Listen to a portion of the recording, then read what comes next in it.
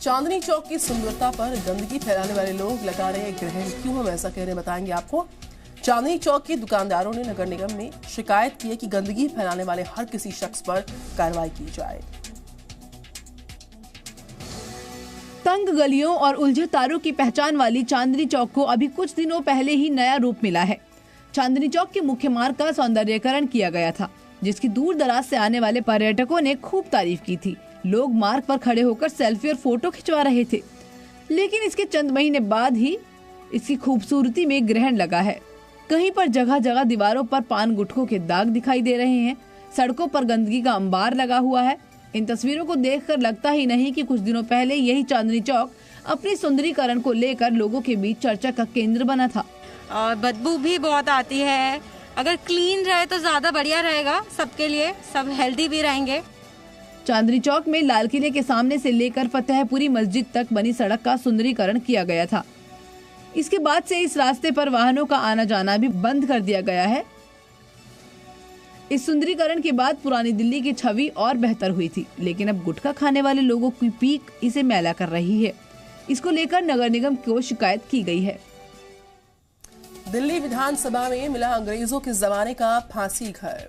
दिल्ली विधानसभा के स्पीकर रामनिवास गोयल ने इसकी जानकारी दी है। दिल्ली की विधानसभा में एक कथित अंग्रेजों के जमाने का फांसी घर मिला है, जिसमें 2 लोगों को एक साथ फांसी पर लटकाने वाली गरारी लगी है। इसके मिलने के बाद इमारत की पहली मंजिल पर एक कमरे में बनी पूरी दीवार हटाई जाएगी। इसकी जगह कांच की दीवार बनाई जाएगी। कथित फांसी घर मिलने के बाद दिल्ली विधानसभा के अध्यक्ष रामनिवास गोयल ने कहा कि इसकी जानकारी पुरातत्व विभाग को लिखित में जाएगी और दिल्ली विधानसभा पर्यटन का हिस्सा बने और लोग इसे आकर देखें। हम इस दिशा में धीरे धीरे आगे बढ़ रहे हैं। पुरातत्व विभाग को बोल दिया, ये भी पर्यटकों के लिए खोला जाएगा। जहाँ मैं खड़ा हूँ यहाँ इसके नीचे बाथरूम है। बाथरूम को बंद करके यहाँ कैप्सूल लिफ्ट लगाएंगे, जिसमें शीशे से इसको देख सकेंगे। दिल्ली विधानसभा के स्पीकर रामनिवास गोयल ने कहा कि 1912 में कोलकाता से राजधानी हटाकर दिल्ली लाई गई थी। यह विधानसभा उस समय सेंट्रल लेजिस्लेटिव असेंबली के नाम से जानी जाती थी। दिल्ली विधानसभा के अध्यक्ष रामनिवास गोयल का दावा है कि 1926 के बाद इस बिल्डिंग को कोर्ट के रूप में तब्दील कर दिया गया। लखीमपुर खीरी हिंसा केस पर एसआईटी की आई इस रिपोर्ट के बाद संसद के शीतकालीन सत्र का आज का दिन हंगामेदार हो सकता है। लखीमपुर केस पर विपक्ष ने संसद में स्थगन प्रस्ताव लाने का फैसला किया। 1 मिनट में पूरी खबर पर नजर। संसद के शीतकालीन सत्र का आज का दिन हंगामेदार रह सकता है। विपक्ष ने 12 राज्यसभा सांसदों के निलंबन और लखीमपुर खीरी समेत कई मुद्दों पर सरकार को घेरने की पूरी तैयारी की है। लखीमपुर मामले पर विपक्ष ने संसद में स्थगन प्रस्ताव लाने का फैसला किया है।